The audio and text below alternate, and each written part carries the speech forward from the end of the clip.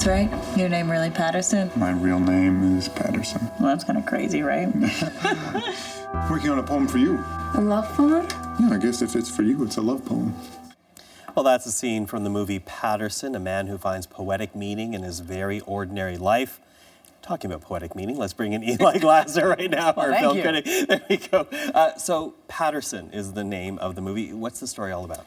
It's a story about a bus driving poet or a bus driver who writes poems. It's not pretentious, it's not dramatic, rather it's this quiet gem of a film, but a regular guy, former Marine, guy named Paterson, who drives a bus in Paterson, New Jersey, has a lovely, eccentric wife, a grumpy bulldog named Marvin. Adam Driver, you might recognize him. There he is, the actor from Girls, or is the bad guy from Star Wars, sometimes playing the ultimate hipster. Here he is the ultimate regular Joe. Others whine about their lot in life, but this is someone who is content. He doesn't have a smartphone, he's not checking his Twitter. Paterson stays in the present, and he's using poetry to make sense of his existence. And the poems, just like this film, are unpretentious little slices of life. Take a look. You are a great poet.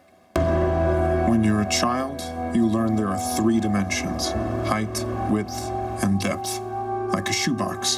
Then later you hear there's a 4th dimension: time. Your poetry is really good, and someday you might let the world read it. Look me in the eye. You are a great poet. I mean, look at that smile. Beautiful performance from him. And someday he might let people read it. Someday he won't. It's just, he's happy just to write them. Well, I trust your opinion. I love your reviews. But this feels like such a quiet movie and yet had such critical acclaim. I'm wondering what about it grabbed you?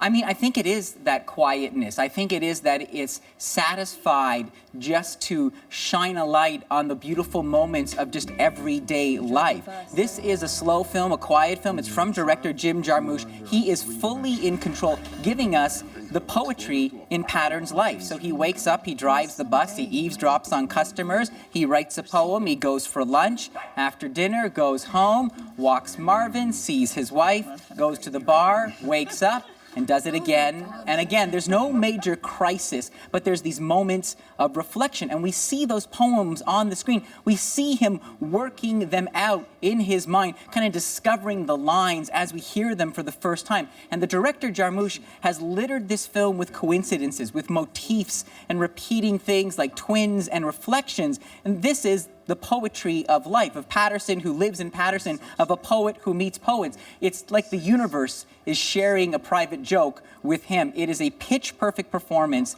and a movie from a director who is fully in control. And I'll tell you, it's a film that changed the way I saw the world. I watched this at TIFF in the midst of the hurly-burly of the festival, overwhelmed, and I watched this film, and then I left the theater, and I got on my bike to pedal back to the CBC, and when I was on my bike, honest, I was seeing things differently. I had absorbed the rhythms of the film and his state of mind, the way Paterson was trying to be present. And I was actually feeling that way for 20 minutes. And then I got back to work and I looked at my phone and I felt that awareness fading away. But I've never had a film affect me like that before. And I think it's the performance, I think it's the rhythm of the filmmaking, and that's why this is a 5-star film.